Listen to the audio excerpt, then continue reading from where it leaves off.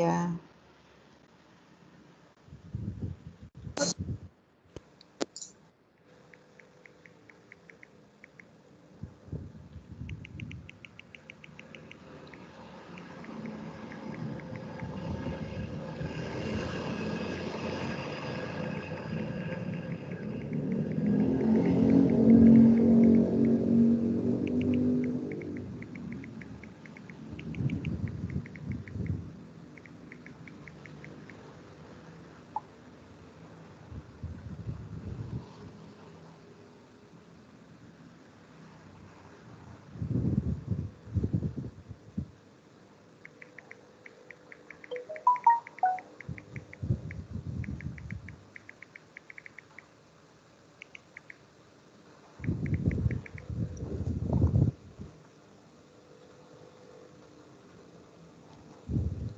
Untuk David, Harnum dan Bella nanti kalian ini ya, nanti kalian simulasi seperti yang waktu kalian presentasi waktu final itu ya.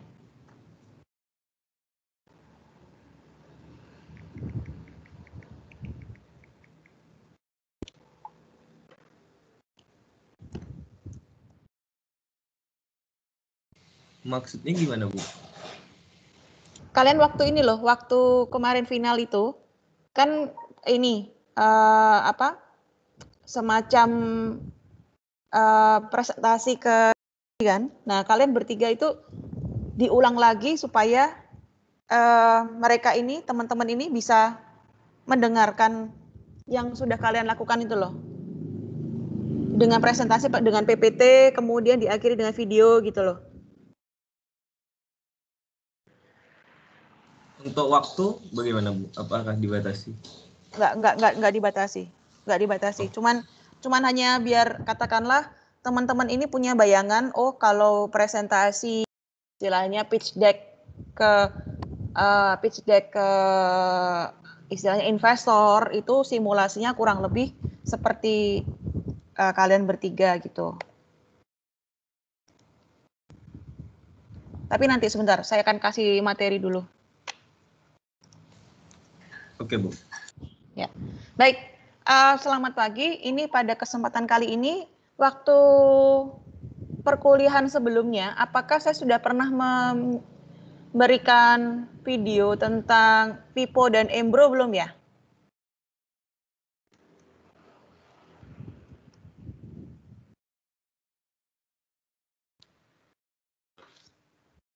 Sudah belum ya? Untuk kelas ini ya?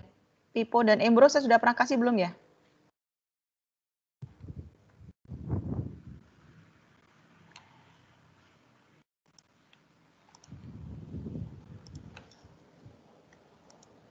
Ini suara saya masuk nggak ya? Masuk, Bu.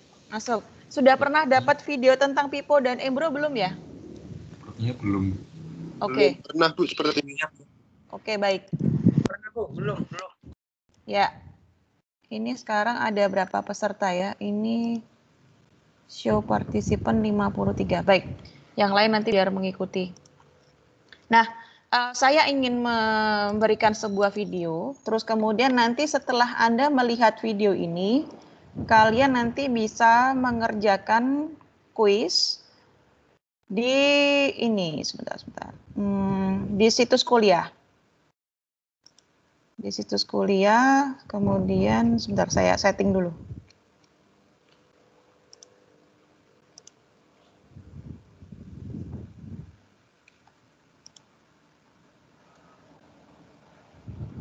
Close, open the quiz.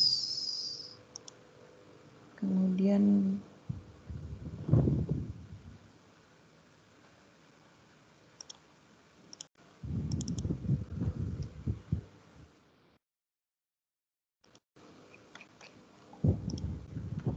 ya. Ada sebuah video yang nanti saya akan tayangkan ke kalian, terus kalian nanti bisa setelah menonton video itu kurang lebih 10 sampai 12 menit, nanti kalian langsung bisa masuk ke situs kuliah masing-masing dan mengerjakan ada 2 pertanyaan yang bisa kalian kerjakan. Sebentar.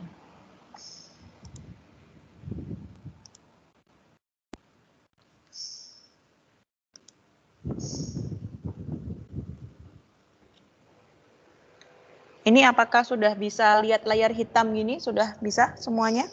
Sudah, Bu. Sudah, Bu. Oke, baik. Sudah, Bu. Ya, silahkan menyaksikan. Nanti setelah itu baru bisa mengerjakan soalnya.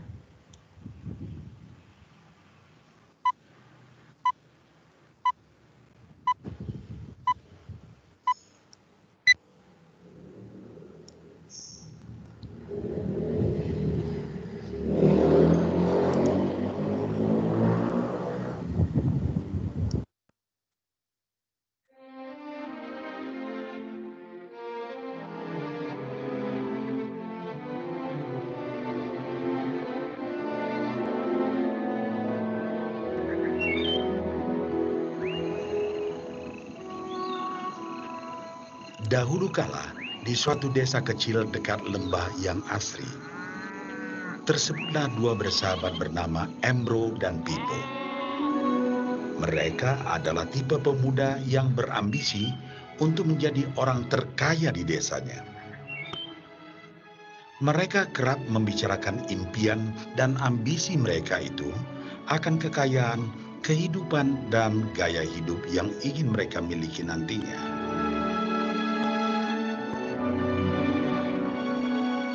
Mereka tidak takut untuk bekerja keras, hanya saja mereka masih belum mendapatkan kesempatan untuk dapat mewujudkan cita-cita mereka. Tanpa putus asa, mereka terus mencari dan mencoba gagasan-gagasan baru untuk mendapatkan kesempatan tersebut.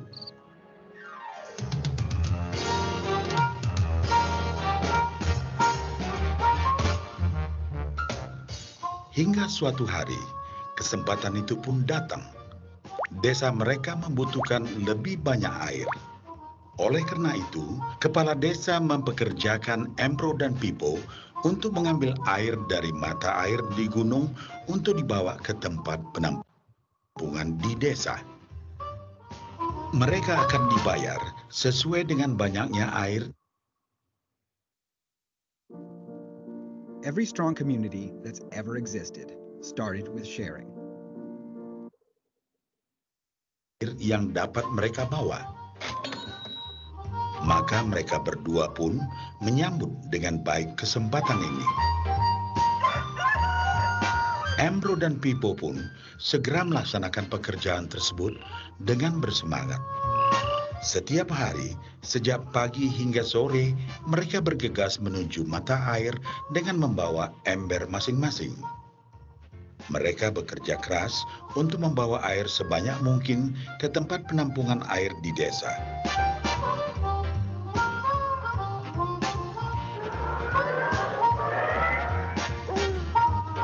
Menjelang sore hari, mereka pun pulang dengan membawa upah dari hasil jerih payah mereka hari itu. Embro merasa puas sekali dengan pekerjaannya itu dan besarnya upah yang ia dapatkan. Dia yakin bahwa dengan pekerjaannya ini, ia bisa segera mewujudkan cita-citanya. Bahkan untuk menambah penghasilannya, Embro membuat ember yang lebih besar agar dapat lebih banyak membawa air.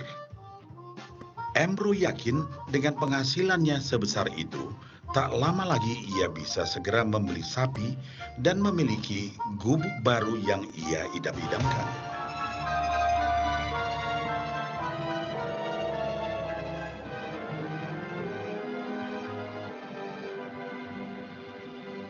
Lain halnya dengan Pipo.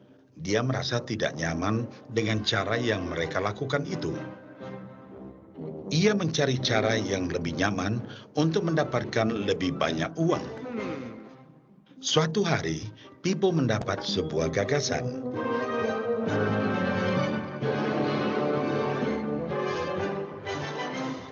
Ia berniat membangun sebuah saluran pipa yang akan mengalirkan air dari mata air langsung ke tempat penampungan air di desa. Dengan saluran pipa tersebut, ia akan mendapat lebih banyak air tanpa perlu lagi membawa ember ke mata air. Ia sangat antusias dengan gagasannya ini. Pipo pun mulai menceritakan gagasannya ini kepada Embro dan mengajaknya bekerja sama. Tetapi Embro tidak sependapat. Ia bahkan mentertawakan gagasan Pipo tersebut karena merasa dirinya mampu mendapatkan lebih banyak uang. Embro pun lebih sering lagi mengambil air dengan ember dan bahkan menggunakan ember yang lebih besar agar dapat membawa lebih banyak air ke desanya. Dengan cara ini, Embro yakin penghasilannya akan meningkat. Pipo akhirnya memutuskan untuk mewujudkan sendiri gagasannya itu. Dia mengerti bahwa tidaklah mudah untuk membangun dan menyelesaikan saluran pipa tersebut. Dibutuhkan beberapa tahun untuk bisa menyelesaikan dan menikmati hasilnya. Namun tekadnya telah bulat. Ia pun tetap bekerja mengangkat air dengan ember setiap hari seperti biasa. Tetapi di akhir minggu dan setiap ada waktu luang, Pipo bekerja keras menggali tanah yang banyak berbatu untuk membangun saluran pipanya. Pada bulan-bulan pertama, hasilnya hampir tidak kelihatan. Orang-orang desa mulai banyak mentertawakan dan mencemooh Pipo. Mereka menjulukinya Pipo si manusia saluran pipa.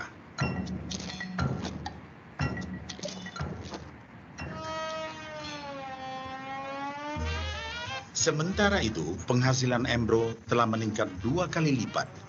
Ia sudah berhasil membeli sapi dan memiliki gubuk baru yang lebih besar. Gaya hidupnya pun sudah mulai berubah.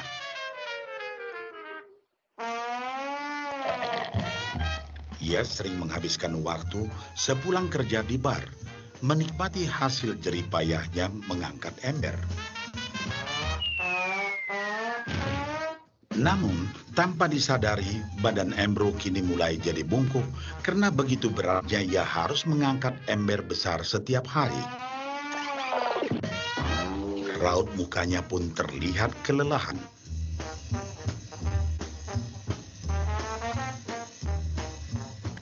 Semakin hari, semakin sedikit air yang dapat dibawanya karena tenaganya berkurang seiring bertambahnya usia.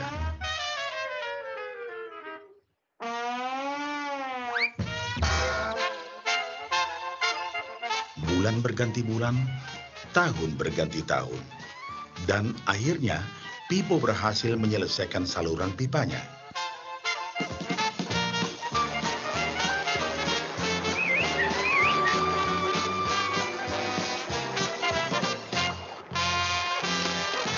Kini, tanpa perlu bersusah payah mengangkat ember, Pipo akan mendapat lebih banyak uang berkat air yang terus mengalir memenuhi tong-tong air di tempat penampungan. Air terus mengalir tanpa henti, bahkan saat ia tidur, makan, ataupun saat pergi berlibur. Pipo pun puas dan bangga. Berkat tekad dan kerja keras, kini penghasilannya pun mengalir tiada henti, seiring aliran air di saluran pipanya.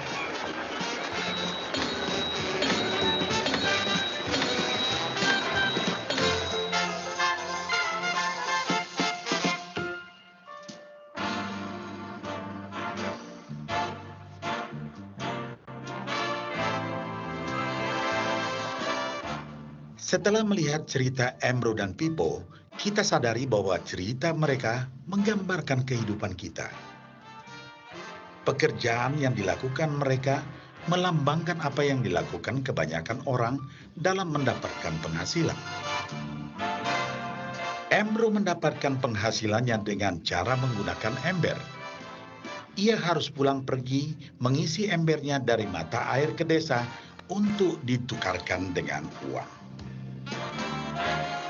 Untuk meningkatkan penghasilan, yang dilakukan Ambro adalah dengan cara lebih rajin pergi ke mata air dan juga memperbesar ukuran embernya. Dalam kehidupan yang nyata, sangatlah normal kalau kita ingin meningkatkan penghasilan, kita harus bekerja lebih keras. Misalnya, dengan bekerja lembur atau mungkin mendapatkan pekerjaan tambahan.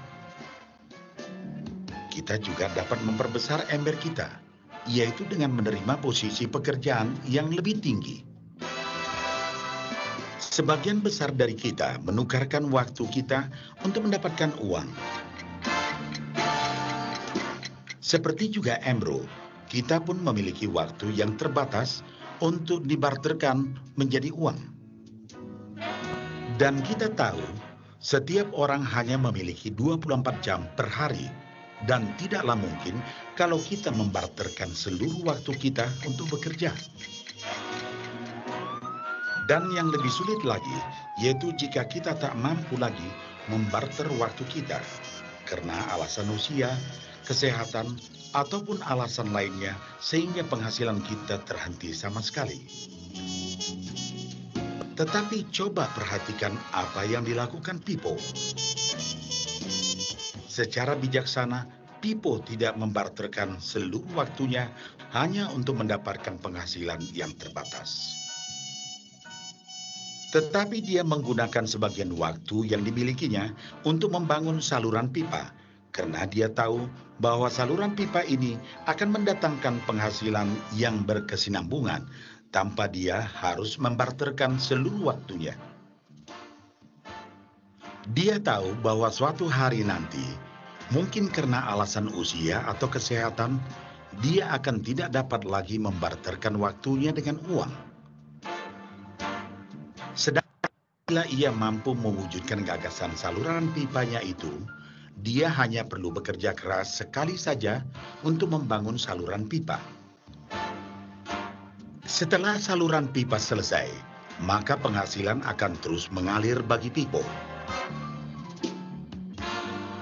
Pipo telah menunjukkan kepada kita bahwa untuk mendapatkan penghasilan, kita tidak selalu harus dengan cara barter waktu dengan uang. Ada cara lain yang lebih baik. Bagaimana dengan Anda?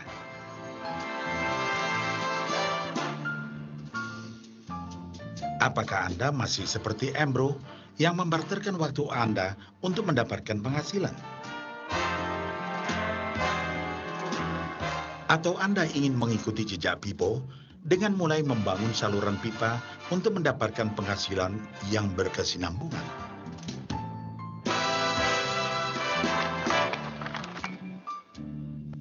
Jika Anda tertarik dengan gagasan saluran pipa, hubungi orang yang...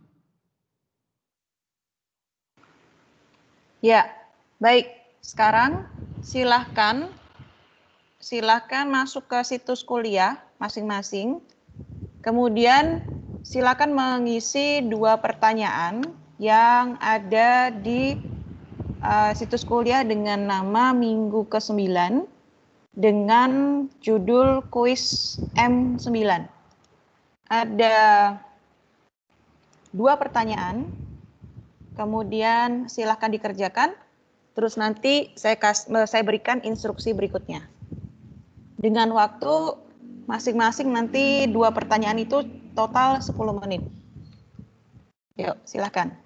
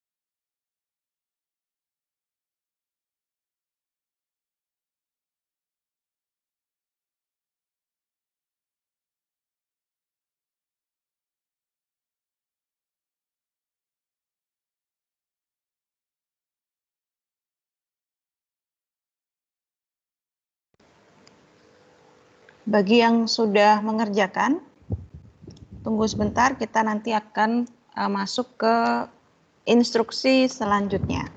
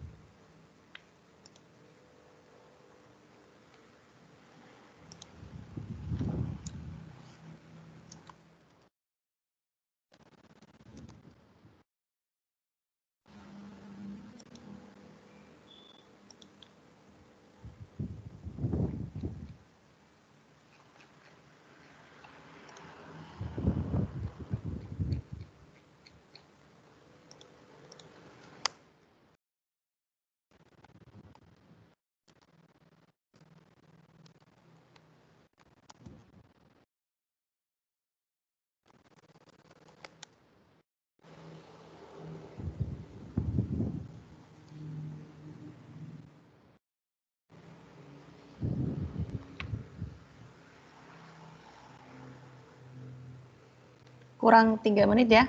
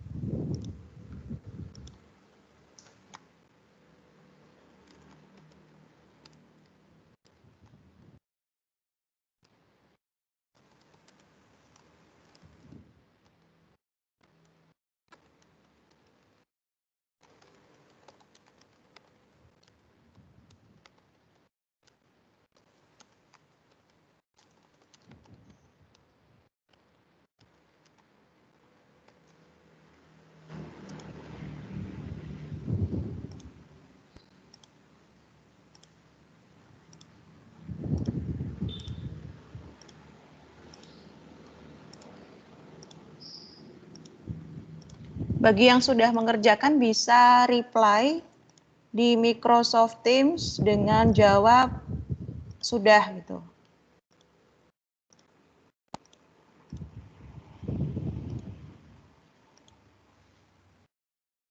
Ya.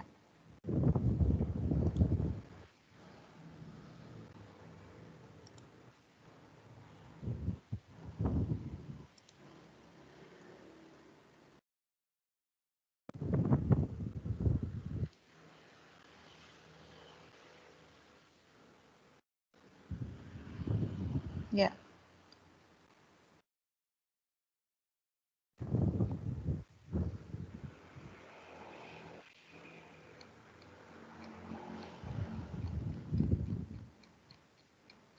Nah, baik. Bagi yang sudah, silahkan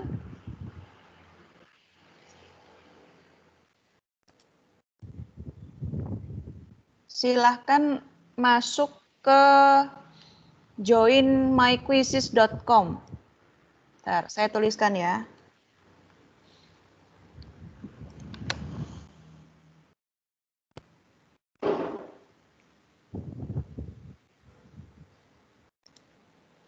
Nanti silakan masuk ke joinmyquiz.com, nanti saya berikan kode ininya, kode masuknya.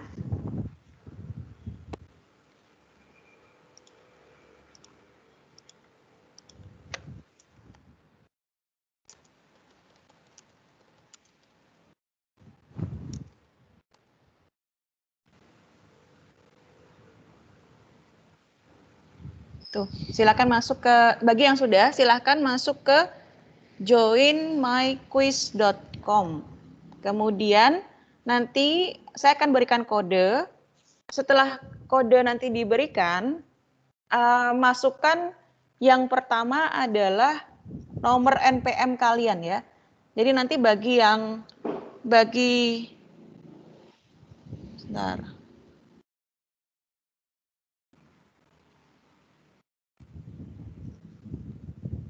joinmyquiz.com, terus nanti bagi yang dari Permata Sakti, silahkan masukkan NPM yang dari Atmajaya baru spasi nama depan gitu. Itu sementara ada Muhammad Akviana, itu bisa diulangi tapi diawali dulu dengan nomor NPM-nya, kemudian spasi nama depannya. Ini sebentar saya share screen.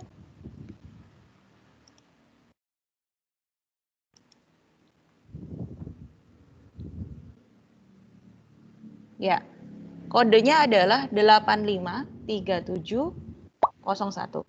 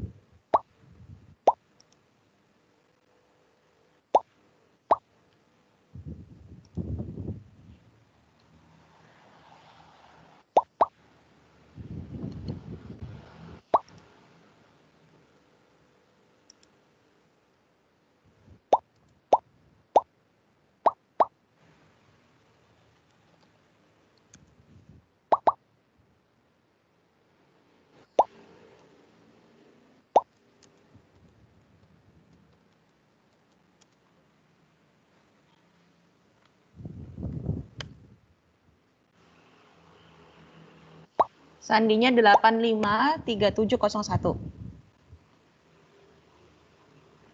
Ini sementara sudah ada 44. Suaranya masuk gak ya nih ya? Suara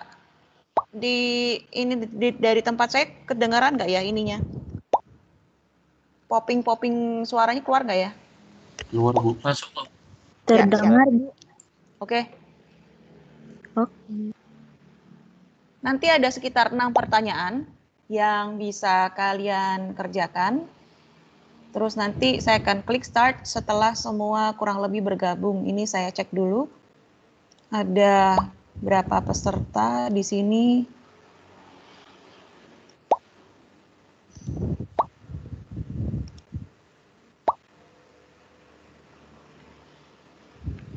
Nah, ada 64, berarti kurang 9.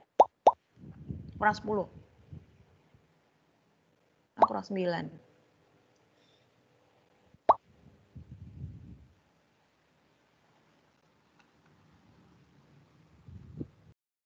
Ini sudah masuk. Kurang berapa ini berarti? Kurang 7. Kurang 6 sampai 7 mahasiswa.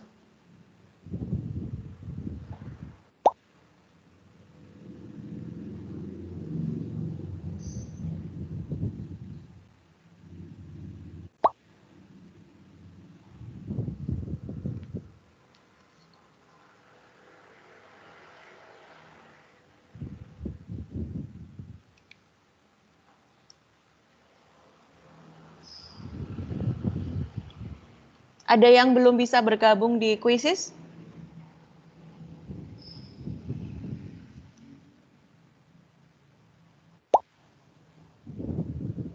Ya masih 3 lagi nih. Apakah sudah semua? Atau ada yang kesulitan untuk masuk ke Quizzes?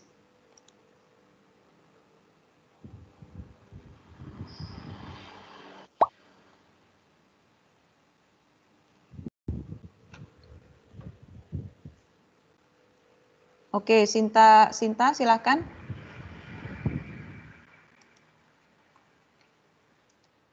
Masuk ke joinmyquiz.com, lalu kodenya adalah 853701.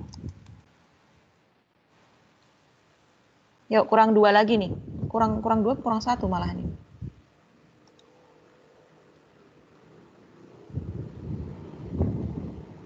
64 dikurangi saya 1, 63. Jadi, oh sudah semua ya? Oke ya, siap ya?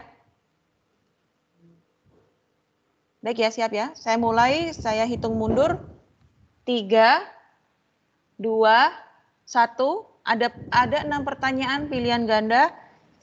Bukan pilihan ganda, ambil yang terbaik, kemudian silakan dijawab.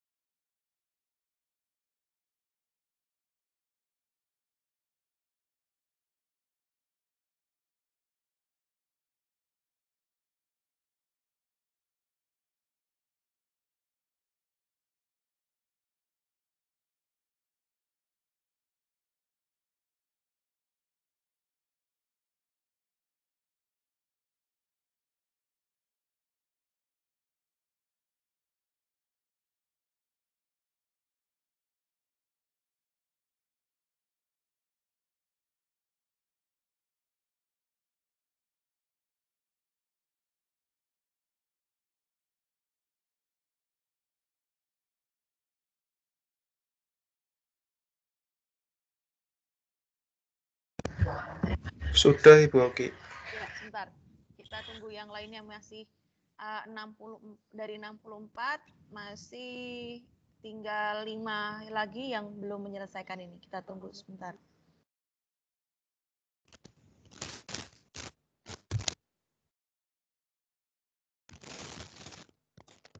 Kalau mengerjakan soal seperti ini seru nggak sih? Seru, Bu. Seru Bu. Seru. Bu. Insya Allah Bu. Seru, agak deg-degan nih, Bu. Banyak paniknya Bu. Menegangkan, Bu. Kalau UTS kayak gini boleh, Bu. TWS. Semangat. Nah. Ya, empat mahasiswa lagi.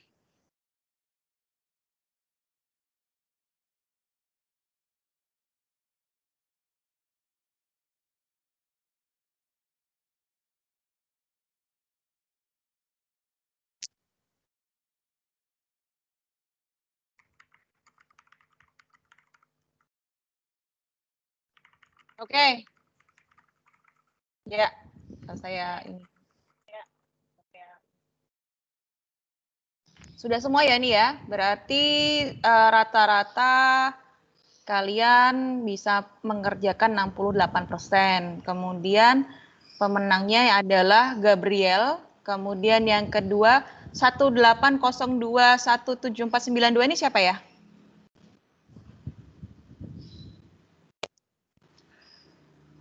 Yang peringkat 2 ini siapa ya?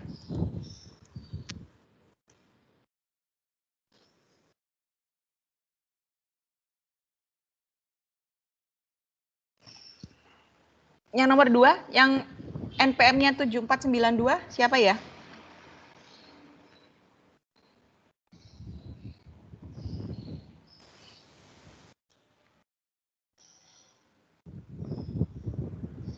Ini suara saya putus-putus atau lancar ya yang di kalian ya? Lancar, Bu. Lancar. Lancar, Lancar, Bu. Bu. Lancar Bu, lancar. Oke, Tolong siap. gantiin aku di giveaway aja, Bu. Bentar, Bu, saya maaf. NPM yang 19492 punya Nadita. Tadi ke close keluar, Bu. oh Yang ya, Steam-nya. 7492. Ya. 1800217. Oke, nomor 3. Ya, nomor 2 Nadita ya. Francisca Nadita. Iya, Bentar, Bu. saya tulis Francisca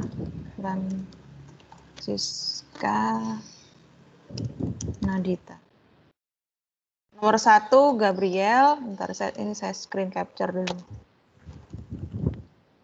Kemudian nomor 2 Nadita, nomor 3 Veronica Hansen, nomor 4 Agatha, nomor 5 Lugardis, nomor 6, nomor 7 Reza, 8 Michael, 9 Cindy, 10 Antonius, 11 Maxwell, dan ini yang kalian ini. Ini kalian ada di situ.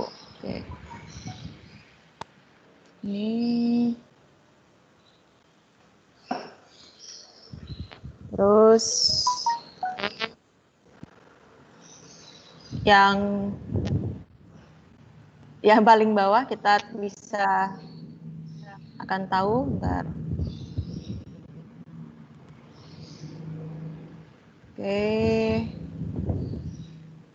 Oke, ini ya, ini hasilnya.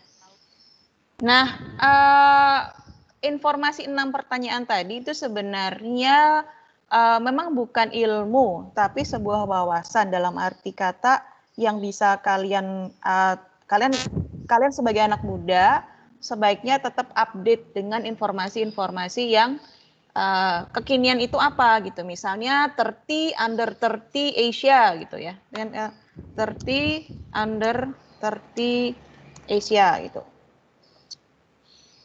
Nah, ini nanti kalian bisa tahu orang-orang sukses yang ada di Asia itu di bawah usia 30 tahun itu siapa saja. Nah, maksudnya apa? Supaya kalian bisa termotivasi. Apa sih yang membuat mereka di bawah 30 tahun itu mereka sudah sukses?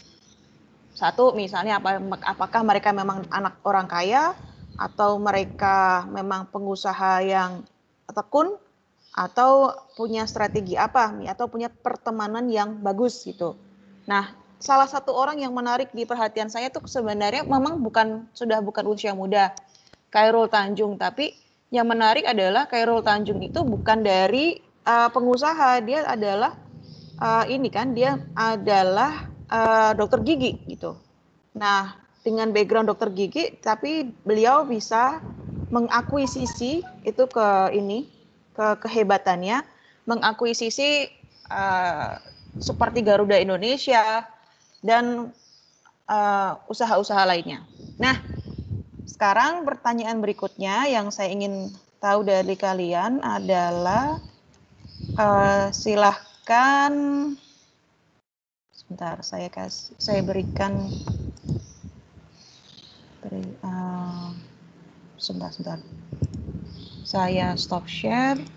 Kemudian nanti saya sebentar lagi saya akan kasih semacam ini, saya berikan semacam polling, kemudian nanti kalian kerjakan, tapi sebentar saya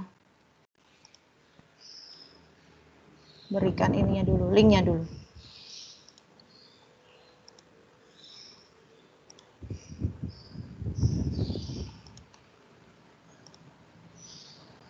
Bentar.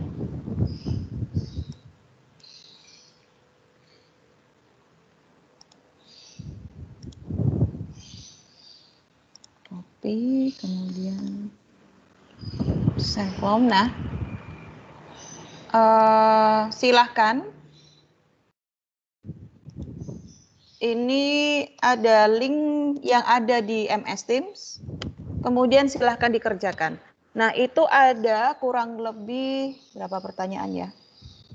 1, 2, 3, 4, 5, 6, 7, 8, 9, 10, 11, 12. Ada 12 pertanyaan. Kemudian itu bukan masalah benar atau salah, tapi yang kalian kuasai itu semacam pooling saja, 1 sampai 5. Yang 1 itu kurang menguasai, yang 5 itu sangat menguasai. Nah, menurut kalian 1 sampai ada beberapa kemampuan. Nah, kalian coba ukur diri kalian masing-masing. Menurut kalian kemampuan kalian itu ada di mana? Kalian kurang menguasai itu nanti ke 1, 5 itu sangat menguasai. Jadi dengan seperti ini nanti saya kan bisa tahu, oh berarti kelas ini merasa kalau yang harus dibutuhkan itu adalah kepemimpinan misalnya. Atau yang dibutuhkan ternyata adalah pengaturan waktu, time management gitu. Nah, nanti saya bisa katakanlah bisa dorongnya dari sana. Sudah terima ya ini ya, linknya ya. Itu silahkan diisi, terus kita bisa tahu nih, nanti ini saya akan sharekan, saya akan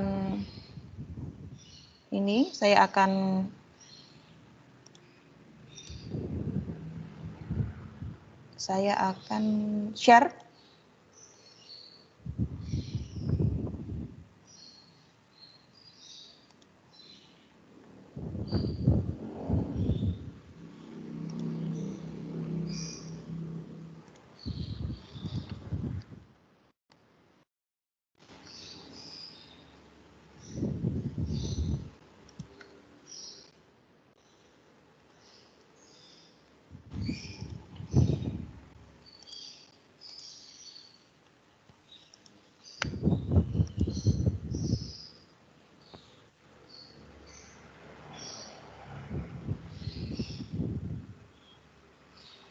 Nah, ini kalian bisa lihat bahwa tadi kan saya menanyakan beberapa, ini langsung jawabannya langsung real time masuk, bahwa rata-rata kelas ini sudah punya kemampuan kepemimpinan yang menurut kalian sudah rata-rata bagus ya, ada di nilai 4.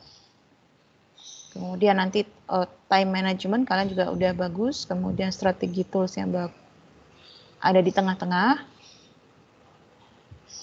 Ya, saya tunggu sampai selesai, nanti kita bisa tahu nih. Sudah 35.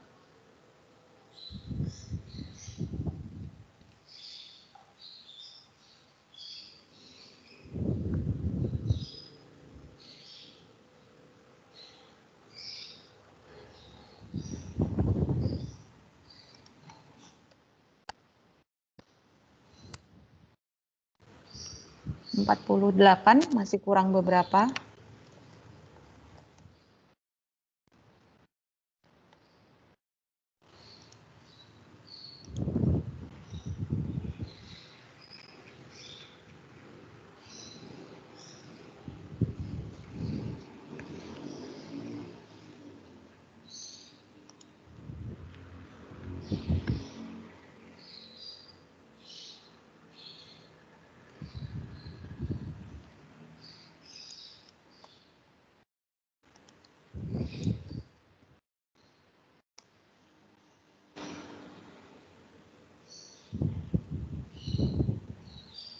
.56 masih kurang sekitar 9 ya.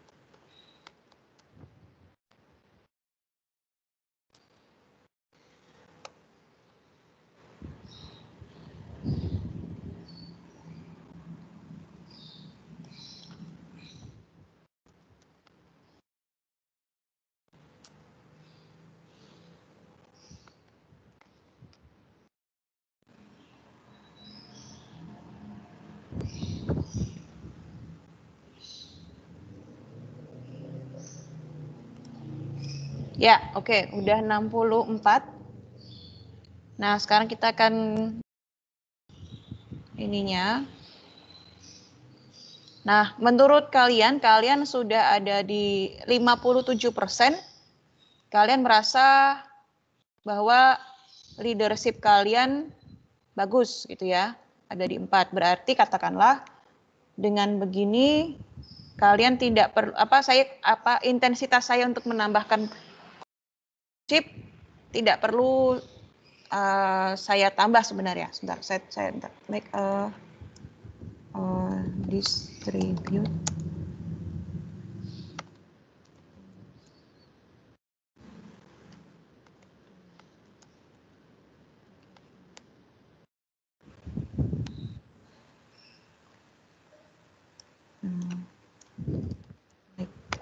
Group.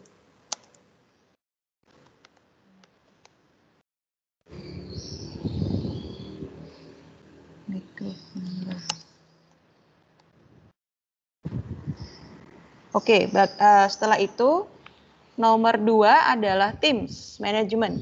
Teams Management juga katakanlah kalian sudah semester besar, jadi logikanya kalian sudah semakin akrab dengan satu sama lainnya, baik yang satu universitas ataupun yang lain, kalian sudah dikondisikan untuk bisa bekerja dalam tim.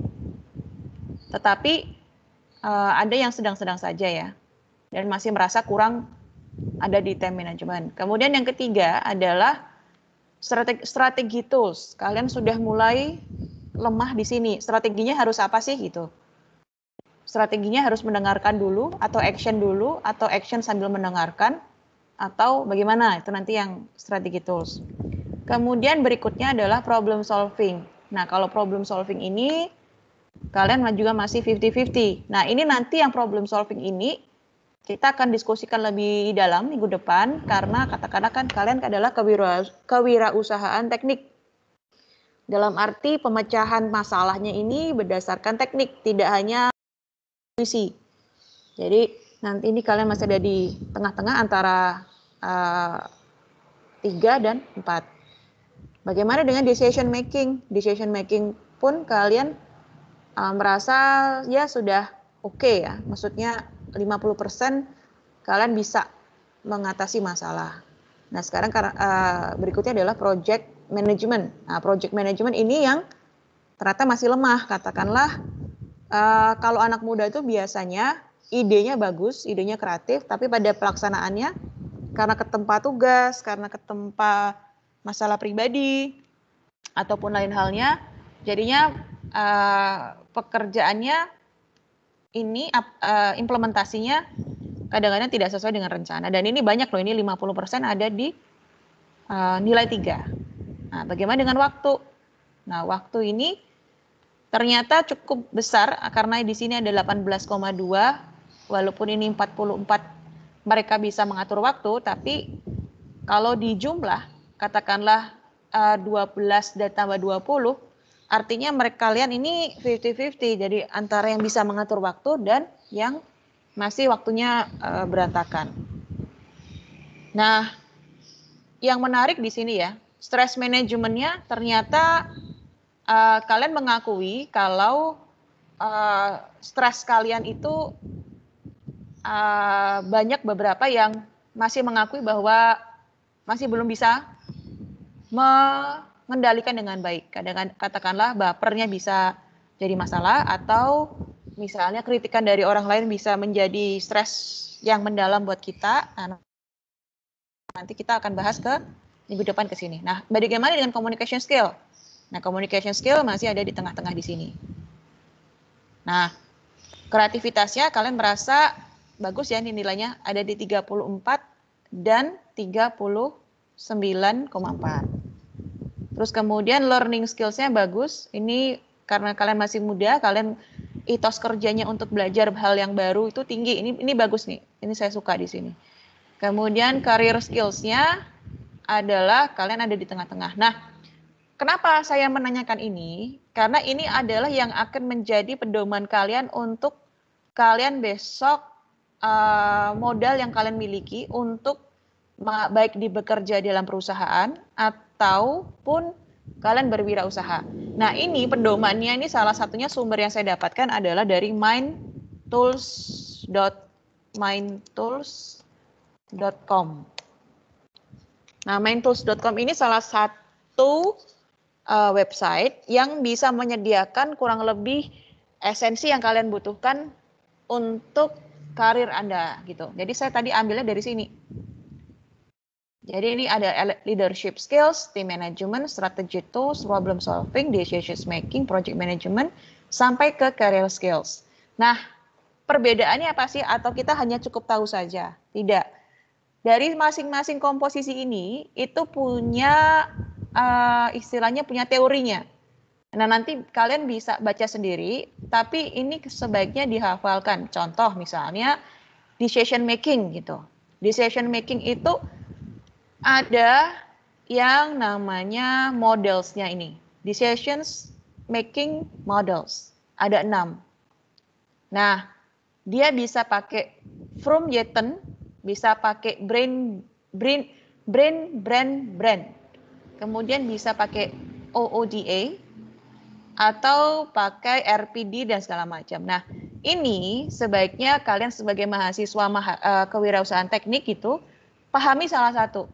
Jadi katakanlah caranya adalah misalnya kalian pilih nih brand. Nah, ini kalian bisa pakai untuk besok kalian misalnya di interview pekerjaan gitu. Misalnya ada simulasi. Oke, saudara siapa Adit gitu. Kalau dengan persoalan seperti ini, menurut kamu keputusannya bagaimana ya gitu.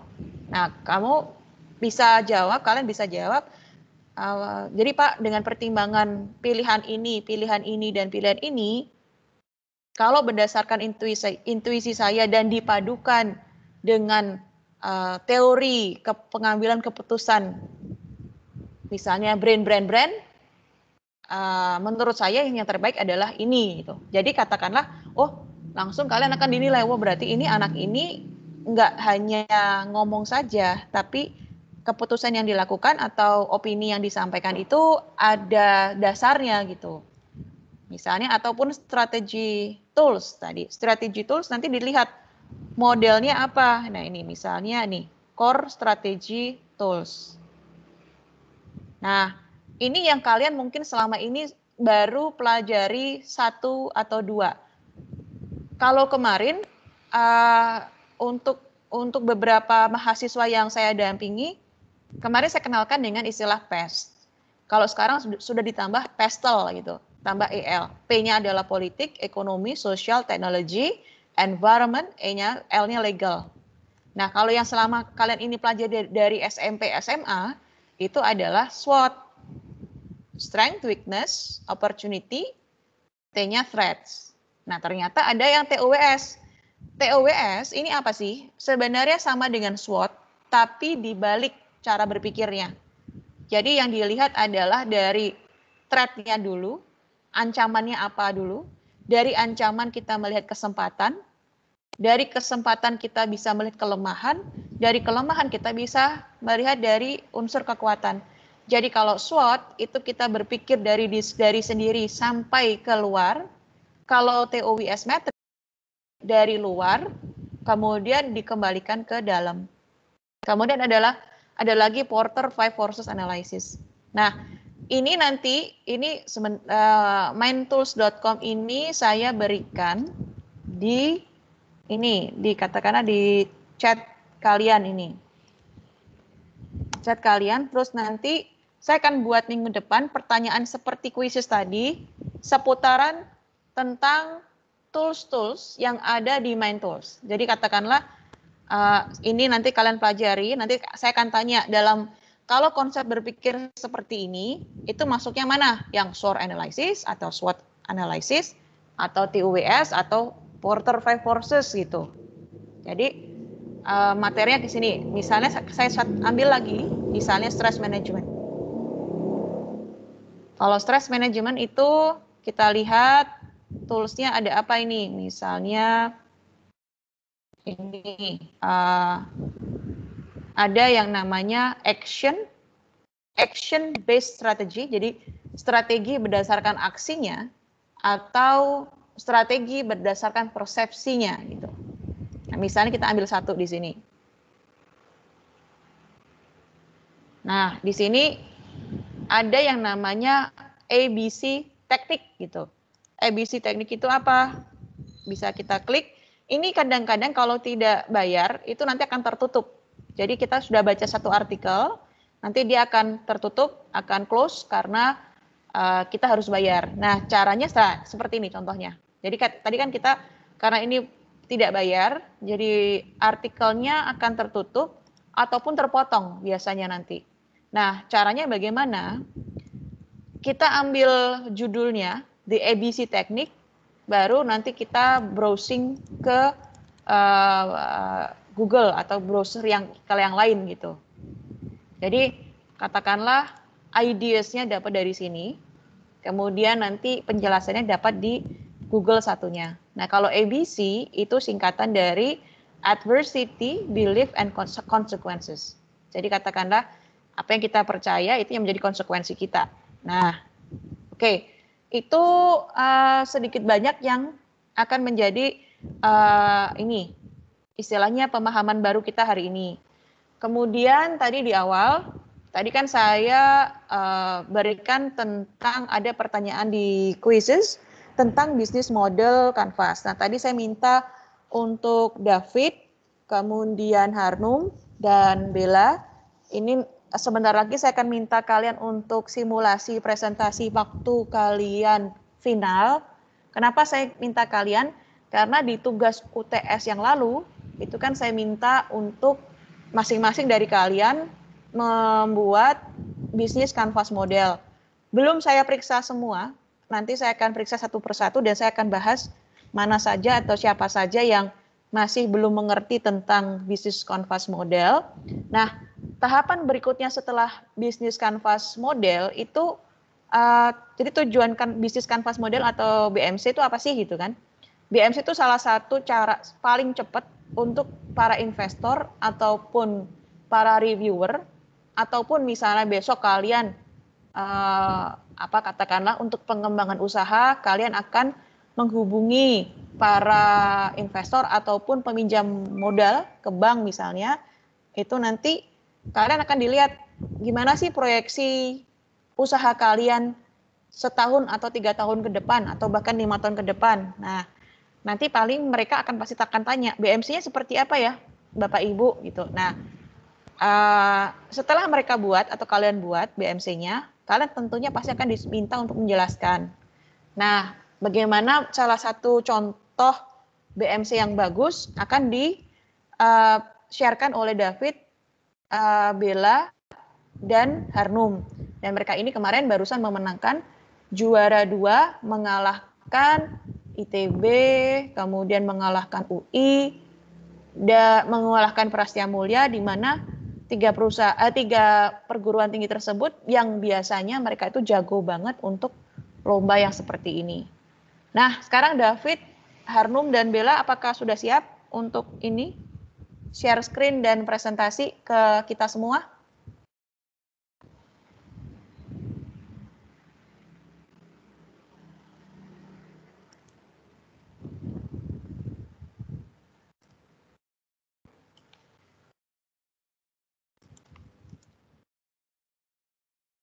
David, Bella, Harnum. Siap.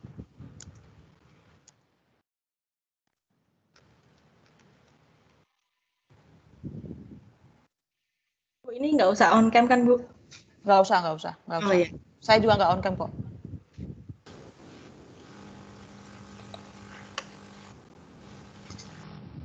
Halo Bu Oki, suara aku kedengeran jelas nggak ya?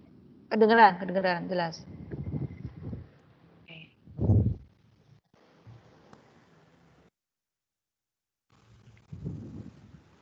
Oke, saya mulai ya Bu.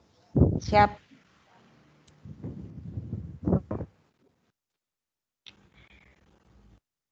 Selamat pagi yang terhormat Bu Oki dan teman-teman sekalian.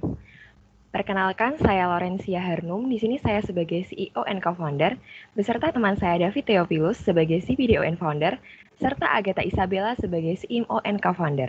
Kami dari tim Theodolitku Universitas Atmajaya, Yogyakarta. Di sini kami akan mempresentasikan perusahaan kami, Edan Mame Milk, Best Drink, Best Choice, Dian Enae. Produk kami mengandung nutrisi yang baik untuk tubuh dan dapat mengurangi resiko penyakit jantung dan tentunya dapat mensejahterakan petani di Indonesia. Latar belakang permasalahan yang kami temukan adalah berdasarkan hasil riset Kesehatan Dasar Nasional Riskedes 2013, menunjukkan ada 35,9% penduduk Indonesia yang berusia lebih dari 15 tahun dengan kadar kolesterol yang tinggi. Hal tersebut dapat menambah resiko penyakit jantung. Tahukah Anda, berdasarkan data dari Kemenkes RI, penyakit jantung merupakan penyebab kematian nomor 2 di Indonesia. Hal tersebut dapat disimpulkan bahwa masih rendah sikap preventif masyarakat terhadap resiko penyakit jantung.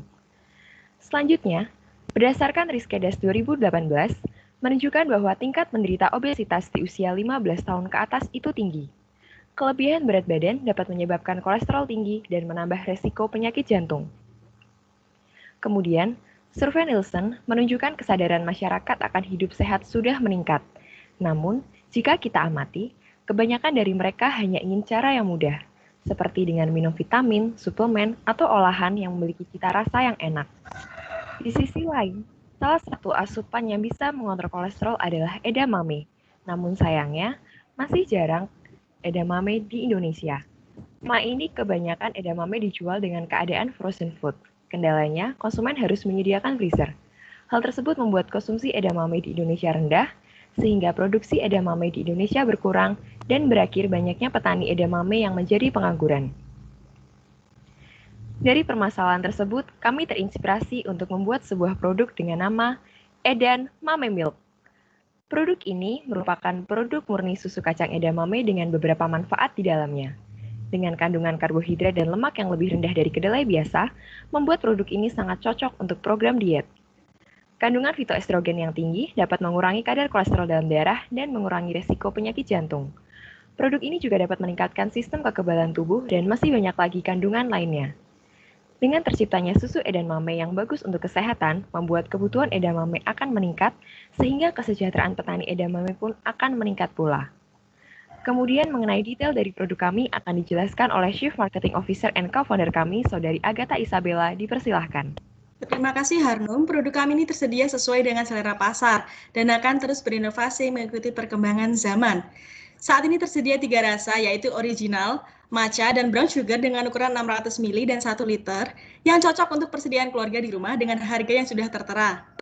Selain itu, jika diperhatikan, yang membedakan kami dengan produk lainnya adalah tersedianya kemasan saset untuk mengatasi pengiriman luar kota dengan jangka waktu kadaluarsa yang lebih lama dan juga lebih praktis dalam pendistribusian.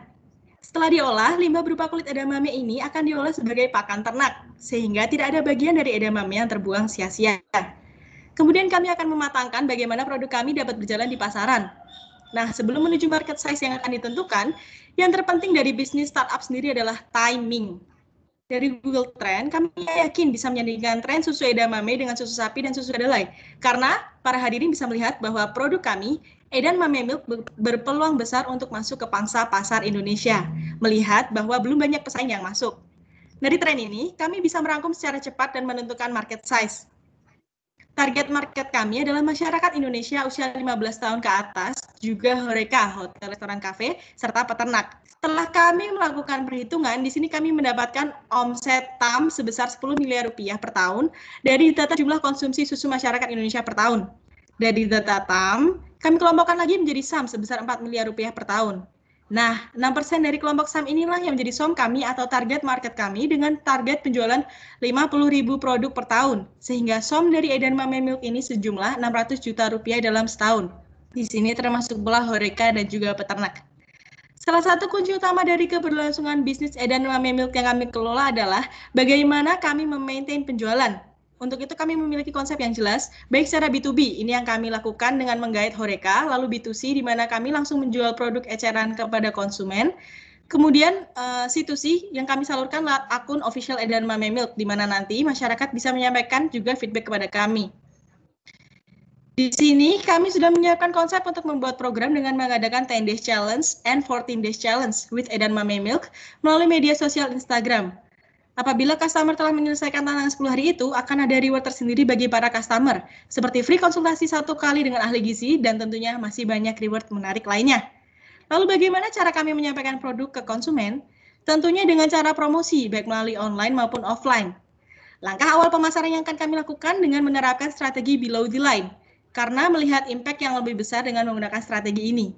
Setelah kami mampu membuat program dan mempromosikan produk kami juga harus mampu melihat bagaimana pesaing kami, yang akan dijelaskan oleh rekan saya selaku CBDO dan founder, David.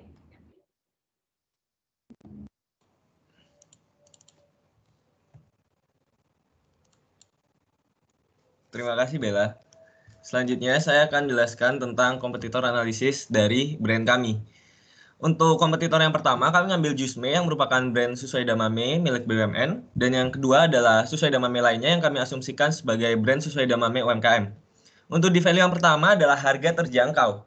Di sini, kami memiliki harga yang relatif lebih murah daripada harga-harga yang berada di pasaran. Khususnya untuk Jusme yang sudah kami survei harganya, kami memiliki harga yang mampu bersaing di pasaran. Untuk value yang kedua adalah beragam varian rasa. Di sini kami juga menyediakan beragam varian rasa yang sudah disesuaikan dengan selera masyarakat di Indonesia, khususnya masyarakat kekinian. Dan untuk yang value ketiga adalah official e-store. Kami merupakan satu-satunya brand Susu Edamame yang memiliki official e-store di Indonesia. Tujuannya adalah untuk menjangkau setiap pasar masyarakat di Indonesia karena melihat keberadaan e-store yang saat ini cukup penting. Dan untuk yang di value yang keempat adalah feedback konsumen. Di sini kami menerima secara terbuka kritik dan saran dari konsumen yang membangun. Karena kami yakin bahwa konsumen sendirilah yang mengerti kelemahan dan juga masukan-masukan yang paling penting untuk Susu Edamame ini. Dan untuk yang kelima adalah inovatif dan praktis. Di sini kami menyediakan dan mengemas Susu Edamame dalam beragam varian ukuran yang ukurannya sudah disesuaikan dengan kebutuhan pasar, serta kami juga merupakan satu-satunya brand Susu Edamame yang menyediakan kemasan saset. Dan untuk berikutnya, tentu saja bisnis ini tidak akan berjalan dengan lancar tanpa adanya financial projection. Dan saya akan jelaskan untuk di tahun pertama, kami memiliki target sebesar 152 juta rupiah keuntungan bersih berdasarkan 23% dari omset. Di sini kami akan berfokus kepada promosi, karena promosi inilah merupakan kunci utama dalam bisnis kami untuk mengenalkan produk kepada masyarakat di Indonesia. Dan melalui promosi jugalah brand kami akan lebih dikenal.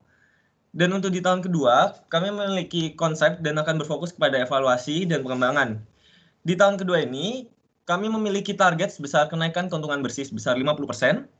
Dan untuk di tahun kedua ini jugalah, kami akan mengevaluasi setiap kritik dan saran berdasarkan tahun pertama. Dan kami akan melakukan pengembangan dengan menghadirkan Susu Edamame ini kepada masyarakat melalui supermarket dan juga minimarket yang ada di Indonesia. Karena hadirnya produk kami melalui toko offline akan meningkatkan jumlah penjualan kami. Dan untuk di tahun ketiga kami memiliki target kenaikan keuntungan bersih sebesar 70%. Nah, di sini kami akan melakukan inovasi karena kami melihat tren pasar yang ada sehingga kami akan menciptakan inovasi. Salah satu inovasi yang sudah kami pikirkan adalah menciptakan aplikasi Edan Mameku. Pada aplikasi ini terdapat fitur untuk mengecek kadar kolesterol dalam tubuh yang akan dikonversikan kepada kebutuhan untuk minum Susu Edamame setiap harinya. Dan selain itu terdapat inovasi-inovasi lain yang dapat kami hadirkan. Dan untuk di tahun ketiga ini, kami juga berharap memiliki kenaikan keuntungan bersih yang lebih dari 70%. Untuk yang selanjutnya, agar lebih interaktif, saya mengundang Bapak Ibu atau rekan-rekan sekalian serta Ibu Oki untuk men-scan QR code yang ada di layar presentasi dan kami akan mengenalkan commercial break dari brand kami. Selamat menyaksikan. Di suatu hari yang sibuk, shopper. Edamame aja.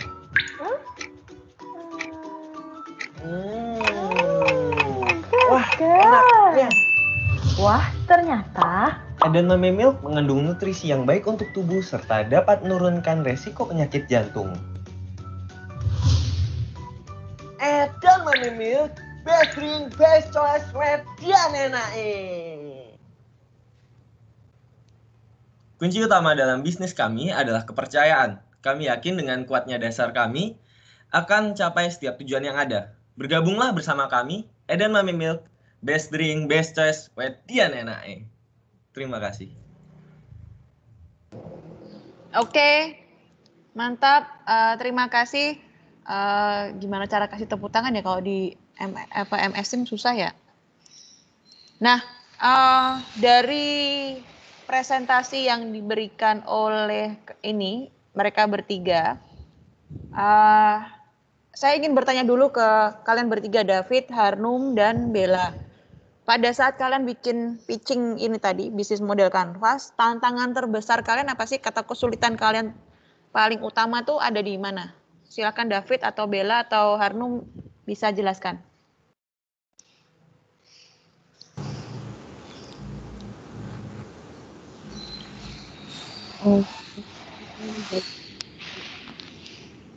Tantangan terbesar itu menyamakan pendapat sih Bu, soalnya kan kita ada 3 orang, terus background-nya tuh beda-beda, seleranya juga beda-beda, jadi kayak sering beda pendapat gitu Bu, mau desain yang kayak gimana gitu. Oke, itu dari pendapatnya, tapi kalau dari ininya, implementasi bikin bisnis modelnya itu susah yang paling mana itu? Yang kalau tadi kan kalian sampaikan tuh ada competitor analysis, terus kemudian ada apa tadi market analisisnya, itu kalian bertiga atau masing-masing deh? David kesulitannya di mana, Harnum di mana, Bella di mana? Bu, kalau saya mungkin kan kunci utamanya itu value-nya dari ininya Bu, value-nya dari produknya sendiri Bu. Jadi kami tuh pengen menonjolkan produk kami itu value-nya lebih dari yang lain, itu mungkin yang susah Bu. Apa sih yang ini kan harus berdasarkan riset gitu-gitu kan Bu. Oke. Nah, terus untuk ininya juga menggait mencari marketnya itu loh Bu. Kan itu harus riset juga. Semua berdasarkan riset soalnya Bu. Jadi mungkin kesulitan terbesar dari saya itu Bu. Ya. Dari riset itu Bu. Ya. Harus sesuai fakta. Ya, riset dan fakta ya. Nah, kalau David apa kesulitannya? Kalau dari saya mungkin yang pertama adalah belajar Bu, karena kan kami ini basisnya teknik sipil. Dan sehingga kami harus belajar terlebih dahulu, terutama tentang bisnis model sama bisnis model Canvas sama pitch deck itu kan arahnya juga berbeda. Jadi kami juga banyak tanda kutip mengeluarkan effort yang lebih besar daripada mahasiswa-mahasiswa yang mungkin sudah mempelajarinya terlebih dahulu. Setelah itu, kalau menurut saya pribadi, setiap bisnis itu memiliki kekuatan dan kelemahannya masing-masing, nggak ada yang sempurna. Jadi itu sebenarnya gimana caranya kami menemukan celah di dalam bisnis kami, di dalam tanda kutip sesuai damame yang memiliki banyak celah untuk diserang atau tanda kutip kelemahannya gitu. Sehingga kami bisa menjadikan inovasi kami ini kekuatan. Karena saya yakin bahwa nggak ada satupun bisnis yang nggak punya kelemahan. Karena setiap bisnis pasti punya kelemahan, tapi gimana caranya supaya pembawaannya atau startupnya itu dapat menjadikan kekuatan yang kuat sehingga bisnis itu memiliki fundamental yang lebih bagus lagi kayak gitu. Oke. Nah, terima kasih. Nah, sekarang kalau dari mahasiswa yang lainnya, apakah ada yang ingin bertanya atau ingin menanggapi? Silahkan. Silahkan, ada yang ingin bertanya atau yang menanggapi?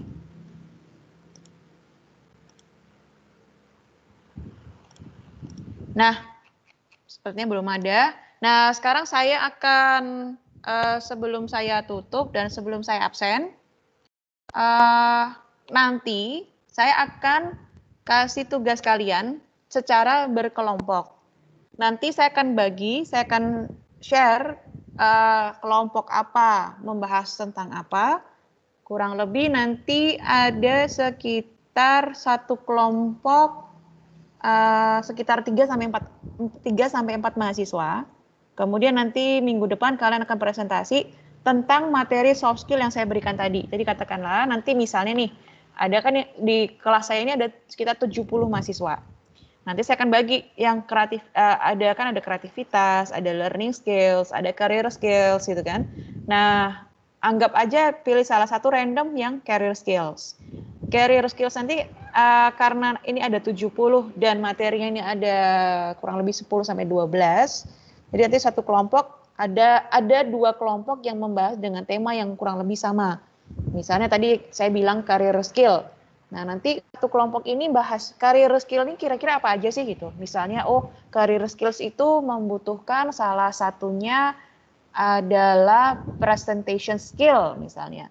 Nah, itu nanti kalian sampaikan presentation skill itu komposisinya tentang ini, kurang lebih belajar tentang ini gitu. Ya, nanti kalian akan karena ada misalnya ada tuh kurang lebih ada 20 kelompok nanti. Ya, benar ya. 20 kelompok, betul. 20 kelompok. Kemudian dikalikan satu kelompoknya adalah nanti presentasi kurang lebih 2 sampai 3 menit. Jadi kurang lebih nanti 1 jam. Minggu depan kalian akan bahas itu. Nah, kemudian itu untuk tugas selama minggu depan. Kalau nanti ini setelah selesai, silahkan kerjakan. Saya akan kasih batas waktu sampai jam 12. Silahkan buat. Kalau tadi endingnya David memberikan closing dengan statement tagline atau sebuah message. Nah, itu nanti kalian juga bikin. Jadi tolong buatkan tagline tentang usaha Anda yang sudah kalian buat yang kalian kumpulkan di UTS kemarin. Misalnya ada yang buka laundry misalnya, itu kalian bikin tagline, kemudian 1 sampai 2 kalimat dikerjakan di situs kuliah wjyac.id. Nah, misalnya laundry apa? Mengutamakan kebersihan tepat waktu dan apa gitu. Jadi kayak semacam kalian bikin satu tagline yang iklan banget tapi juga menarik perhatian orang, jadi kayak ini apa sih gitu. Ya, nanti jadi ini tugas perorangan. Kemudian sampai poin ini sebelum saya absen satu persatu, apakah ada yang ingin ditanyakan?